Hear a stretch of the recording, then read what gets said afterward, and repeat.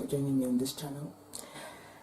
And thank God for a beautiful day that the Lord has made and He has declared our rejoicing even in it. I'm going to be sharing with us something that's been so laid in my heart.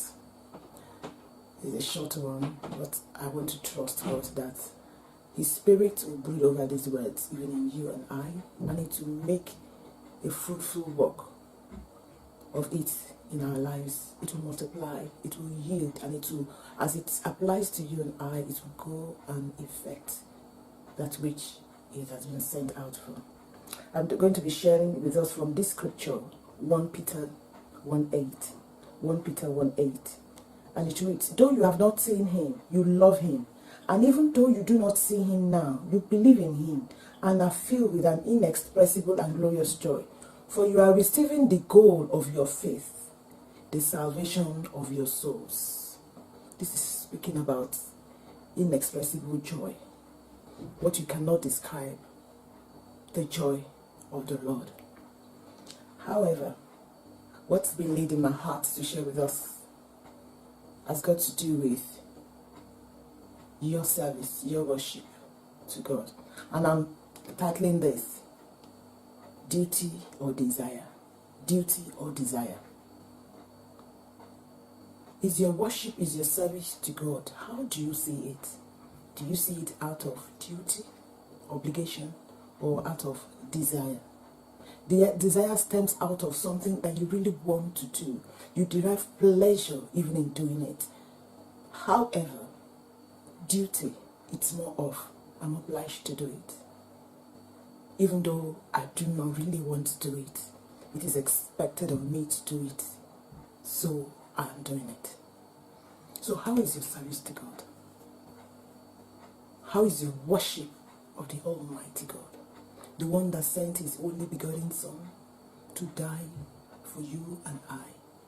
The one that sent the one that knew no sin to become sin for you and I. How do we reciprocate this love relationship? In our service, in our worship, there's this song that says, as the deer panted after water, so my soul longs after you. You are Lord, you're my heart desire, Lord, I long to worship you. You alone are my strength and shield. You alone make my spirit breathe.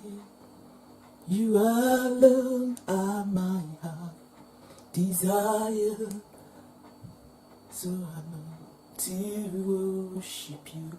Is that your song when you're serving Him? Is that the expression in your heart when you're serving Him? Because if you serve God out of duty, at some point it will be burdensome. Yes, you're doing it. People are seeing you doing it. It will be burdensome, and it will eventually lead to frustration.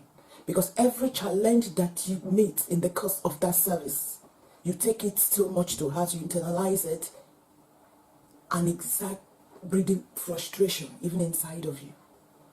It can get to a point that it will breed bitterness.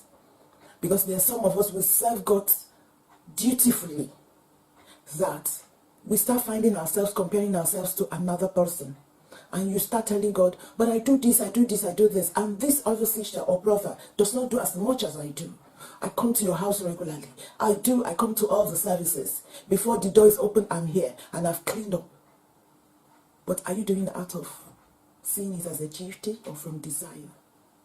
That song that I sang, it said, I long after you as the deer pants after water.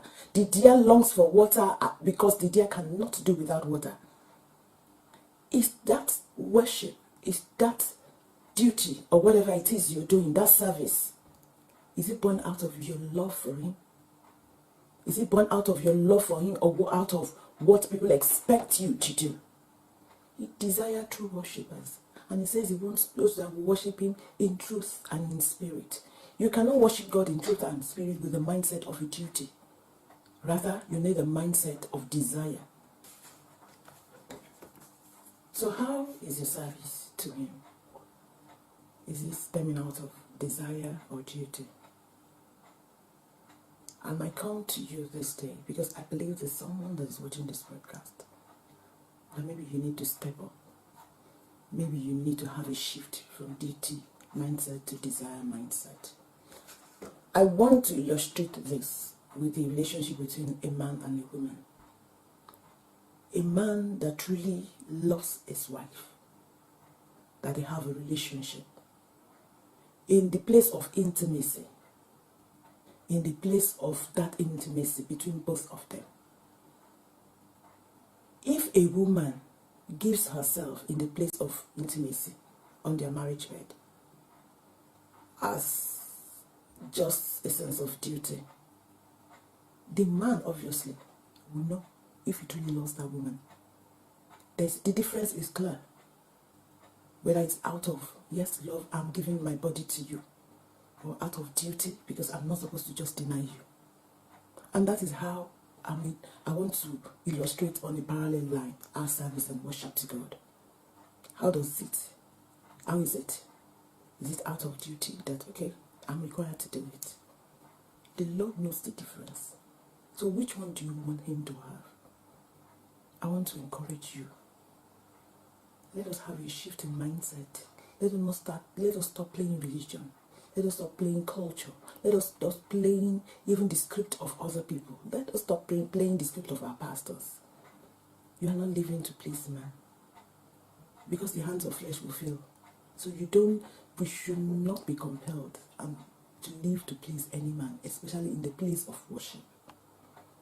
We should get to the point that you don't need anybody to encourage you to worship him. You don't need anybody to encourage you to serve him. It's deserving of all of us. It's deserving. What manner of love is it that he displayed? That he sent his only begotten son and made him to die like a thief. Worthless death.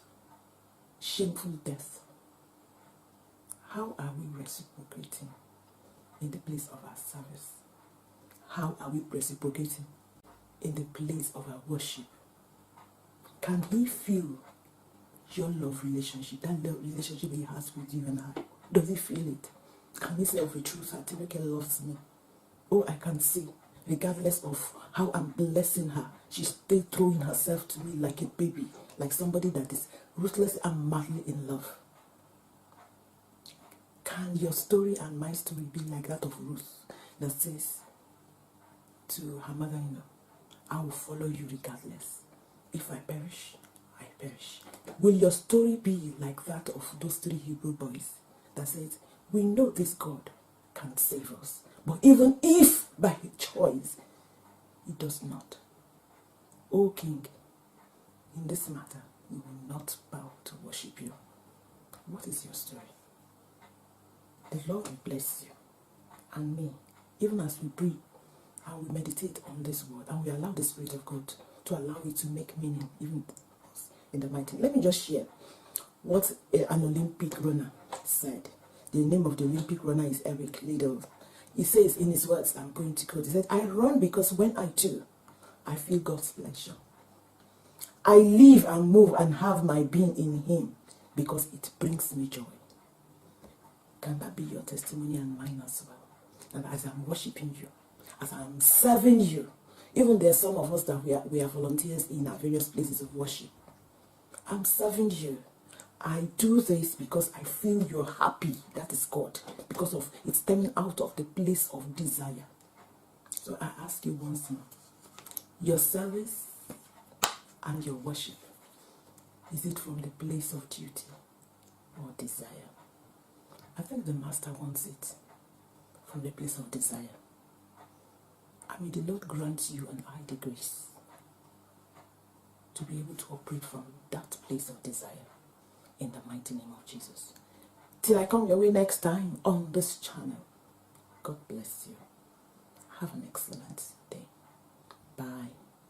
Subscribe on this channel to receive similar broadcasts. God bless you.